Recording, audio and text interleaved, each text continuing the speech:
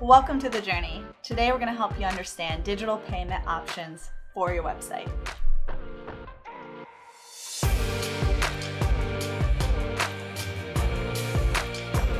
Thanks to the growth in e-commerce sites, paying with a credit card on a website has become so easy. And thankfully, because I never carry cash.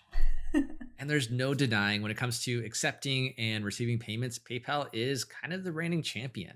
In fact, it's the standard online payment solution for online customers, freelancers, and business owners. And while people tend to love PayPal for a variety of different reasons, technology has really opened up the door to have other companies step up to bat by offering either cheaper fees, faster transactions, and even enhanced security. Now, which provider you choose depends on your needs, and we're going to go through a list of them now. Hold on, Emma. Before we really jump into that, there's a couple of terms that we need to just get out of the way before we jump into the actual companies themselves. So let's get some definitions going. So a merchant account is a bank account that allows a customer to receive payments through credit cards or debit cards. Many processors act as both the merchant account as well as the payment gateway, which leads me to Payment Gateway. It's a third-party service that evaluates and processes payments and transactions. The Payment Gateway is kind of the middleman between the merchant, which is you, and the sponsoring bank. And that takes us to a payment processor. So payment processor is the company that the merchant actually uses to handle the credit card payments, which this is super helpful because then you can make sure that you're taking anti-fraud measures to ensure that both the front end and the merchant are protected. And we've talked about this before on videos for The Journey, but PCI compliance. Now, this is when a merchant or a payment gateway sets their payment environment to meet the PCI DSS.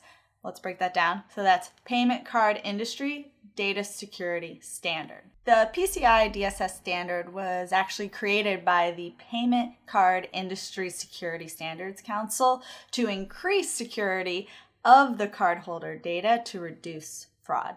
Let's jump into why these online payment services are actually necessary. So when a member, customer, or supporters are ready to sign up, register for an event, or even make a donation, they want to do it quickly and easily.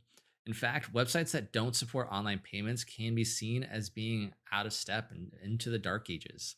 The whole process from submitting an online payment to updating your bank account can take a matter of seconds. The end result is improved cash flow for your organization and almost immediate confirmation of transactions. Plus, automated payments save you the trouble of depositing the check and recording the payment manually. Now, once you set up online payments for your websites, the really cool part is that they are automatically processed. So, in other words, think about it this way, like you don't have to handle or store any credit card information. Any updates to member accounts, records, they're happening automatically. It'd be great if customers would just drop off bundles of cash at your doorstep. I know I would personally love it, but your best bet is to choose a payment solution that's most convenient for them. And even though online payment providers will take a small cut of your profit, increased convenience and securities make them well worth it for you. We're going to break down some of the most popular providers and give you a rundown of whether it's right for you. Let's start off with Point. Point's great because it's jam-packed with features that are all going to fit our 21st century needs. And you can use it on mobile device, your website, even in the app. And because it offers that broad spectrum of different forms of payment, you guys, it's a great choice. Next up, we have Stripe. It's probably one of the more flexible payment processors on the market. Whether you're a large nonprofit with different donation streams, or a small club or association, Stripe's API will easily link into your payments anywhere you kind of need it. And you can even transfer from LLC to corporate status if you have that in your business plan. So for online payments, Apple Pay is definitely the most seamless. I do have yet to hop on board with Apple Pay. I will. Neely's probably shaking his head. But basically what users can do is they can instantly pay using their existing Apple Wallet. And you can do it with just a touch of a button or your fingerprint. Now, it's important to note that they are not a payment provider. And so you'll need to be set up through one of the others in this list if you want to accept other kinds of payments. Next up, we have Dawala. I hope I'm saying that right, but they have a wide variety of integration and it's pretty flexible too.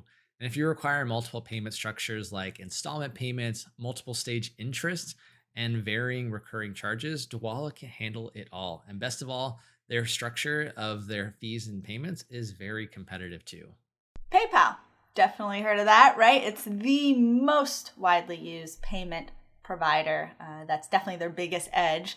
And with that in mind, being the most widely used, think about it this way. Chances are most of your potential supporters and customers probably already have accounts. So that's just going to add ease to the payments in the future. And it's also important to note that PayPal takes all security concerns on themselves.